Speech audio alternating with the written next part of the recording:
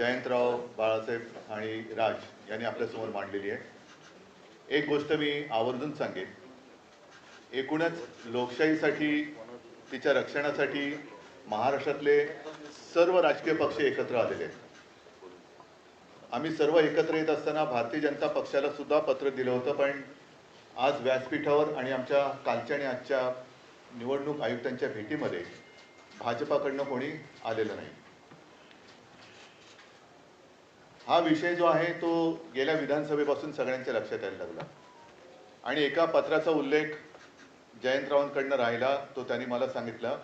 तो म्हणजे विधानसभा निवडणुका ज्या म्हणजे गेल्या वर्षी झाल्या 2024, त्याच्या आधी 19 ऑक्टोबरला एक महिना आधी महाविकास आघाडीकडनं निवडणूक आयोगाला एक पत्र दिलं होतं आणि त्याच्यामध्ये आमचा विषय असा होता की नाव घेऊन अगदी म्हटलं तरी की काही भारतीय जनता पक्षाचे कार्यकर्ते ह्या मतदार यादीशी खेळतात आणि त्याच्यामध्ये काही लोक म्हणजे त्यांना हवे ते घुसवत आहेत, नको ते काढतायत। हा सगळा खेळ यांचा सुरू आहे।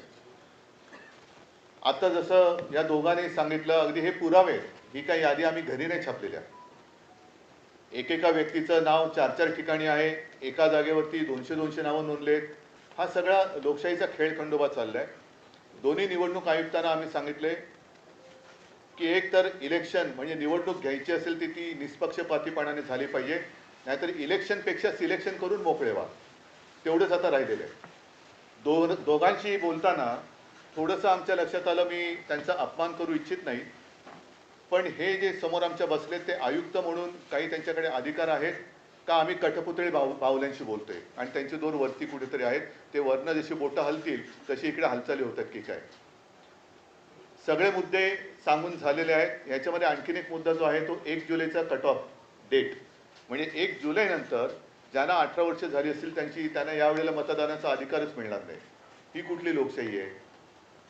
आणि हे सगळं बघितल्यानंतर आम्हाला असं वाटतं की ज्याप्रमाणे सर्वोच्च न्यायालयाने जसं काही पक्षांचे, काही प्राण्यांच्या केसेस या सुमोटो घेतल्या होत्या, तसंच आपल्या देशातल्या मनुष्य प्राण्यांची सुद्धा केस ही स्वतःहून त्यांनी घ्यायला पाहिजे आणि देशातली लोकशाही जगवण्यासाठी हा त्यांचा सुद्धा एक निर्णय त्याच्यामध्ये असायला पाहिजे।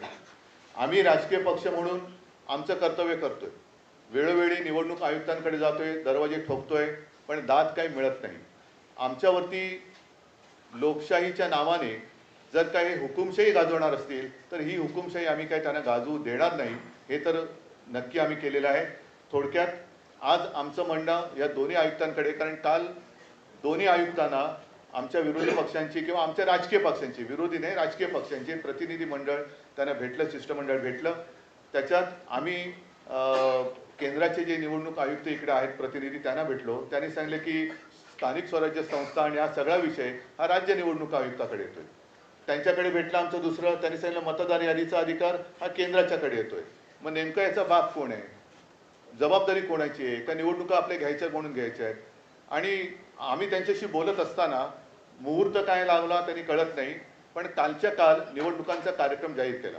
आम्ही त्यांना स्पष्ट शब्दात सांगितलेलं आहे की जोपर्यंत हा संपूर्ण निवडणूक मतदार यादीतला घोळ तुम्ही त्याच्यावरती काही स्पष्टीकरण किंवा तो सुधारत नाही, तोपर्यंत या निवडणुका होता कामा नयेत।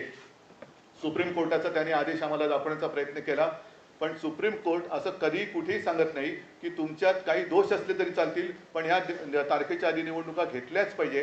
हा सर्वोच्च न्यायालयाचा काही तसा निर्णय नाही। त्यांनी सांगितले की या निवडणुका सदोष असता कामा नये आणि निष्पक्षपातीपणाने ते झाले पाहिजे। आता या सगळ्या गोष्टी झाल्यानंतर दोन्ही आयुक्त समोर बाजूबाजूला होते। आम्हाला त्यांनी सांगितले की आम्ही याचा सकारात्मक विचार करतो आहोत। म्हटलं विचार करून चालणार नाही, या गोष्टी होता कामा नयेत। या गोष्टी होता कामा नयेत, कारण आपल्याला जो काही धक्का बसला होता विधानसभा निवडणुकीच्या निकालानंतर, त्या सगळ्या सत्ताधारी जे आता आहेत त्यांच्या सत्ता प्राप्तीच्या चोरवाटा आम्ही आता अडवलेल्या आहेत। या चोरवाटा आहेत, मतचोरी ही चोरवाट आहे, पक्षचोरी ही चोरवाट आहे। त्याच्यानंतर आणखीन एक मुद्दा आम्ही सांगितलं, पण तो त्याचा पुढचा टप्पा आहे। पहिली मतदारांची यादी ही निर्दोष असायला पाहिजे, व्यवस्थित असायला पाहिजे। म्हणजे 117 वर्ष आणखीन 124 वर्ष असे जर का लंबी उमरवाले मतदार असतील तर मला वाटतं जगातलं सगळ्यात चांगलं वातावरण हवामान हे आपल्या देशात आहे.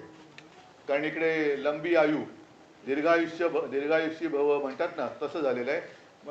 थोडक्यात एक तर निवडणूक आयोगाने एक स्वीकारलं पाहिजे की त्यांचा पुनर्जन्मावरती तरी विश्वास असला पाहिजे, आणि नाही तर जे मतदार हयात आहेत आणि त्यांचा मतदाराचा अधिकार हा हिरावून घेतला आहे, डिलीट केलेला आहे, मग त्यांच्यावरती सदोष मतवधाचा गुन्हा दाखल करावा का.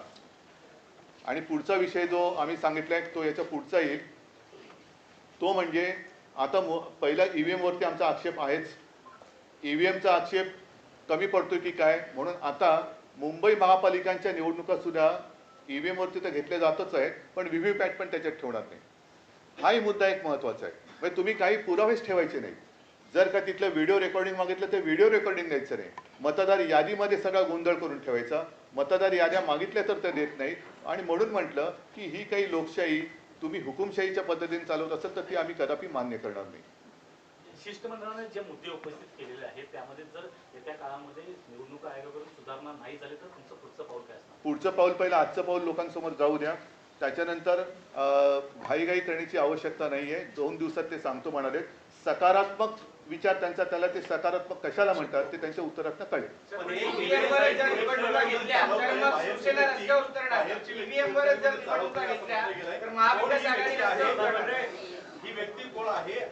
कोण काय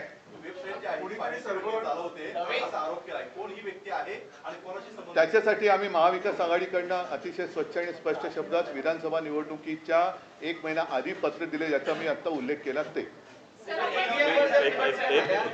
आता तुम्ही आधी तुमच्या पहिल्या प्रश्नाचं उत्तर देतो म्हणजे